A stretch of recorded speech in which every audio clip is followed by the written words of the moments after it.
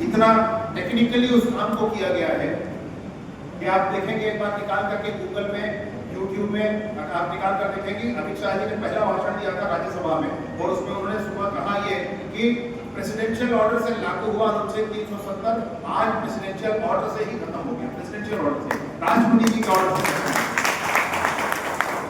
तब कांग्रेस के नेता पूछते हैं कि 370 में क्या डेडलॉक था।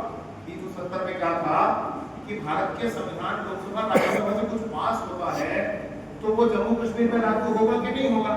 तो आप देखें कि भारत के संविधान में भारत के लोकसभा और राज्यसभा में पास होने वाले किसी भी विधेयक में लिखा रहता था जम्मू कश्मीर राज्य को छोड़कर, ऐसा लिखा रहता। वो क्यों लिखा रहता था?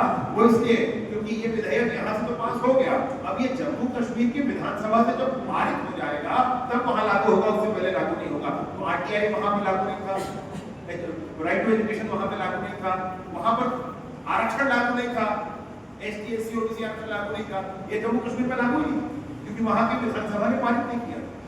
तो वहां के विधानसभा में पारित होने के बाद ही हमारे लोकसभा और राज्यसभा की कोई चीजें वहां पर लागू होती है। ऐसा उस सांसद ने, कांग्रेस के सांसद ने कहा कि आपने यहाँ आज राज्यसभा में पारित कर दिया या प्रेसिडेंशियल ऑर्डर से आपने उसको खत्म कर दिया, लेकिन ये तो वहां तब लागू होगा ना जब वहां के विधानसभा में पारित हो जाएगा। तब आप जवाब सुनना, माननीय केंद्रीय गृह मंत्री जी ने कहा था, उसमें है, वीडियो में आज भी है। उन्होंने कहा था कि कोई भी प्रदेश का विधानसभा अगर बंद होता है तो उस विधानसभा की शक्तियां लोकसभा और राज्यसभा में निहित होती हैं, और अगर लोकसभा और राज्यसभा में वो पारित हो जाता है तो उसको उस प्रदेश में लागू माना जाता है। और आपको ध्यान होगा उस समय जम्मू कश्मीर का विधानसभा भंग था। कैसे भंग था ये सोचने की बात। आप सोच रहे हो कैसे भंग हुआ? आपके मन में एक पीड़ा थी, आपके मन में एक पीड़ा थी कि जम्मू कश्मीर में ऐसे लोगों से मिलकर सरकार बनाना जरूरी था क्या? आपके मन में एक पीड़ा थी, सबके मन में थी, लेकिन उसको संभाल कर रखा आपने थोड़ी देर। आपने देखा और हमने देखा कि वो समय आ गया जब उसको इस तरीके से लागू किया गया। अन्यथा जम्मू कश्मीर में कभी वो पास होगा और कभी ऐसी स्थिति बन पाती कि वहां का विधानसभा भंग हो और हम लोकसभा राज्यसभा में हमारी सरकार और उसको लागू कर।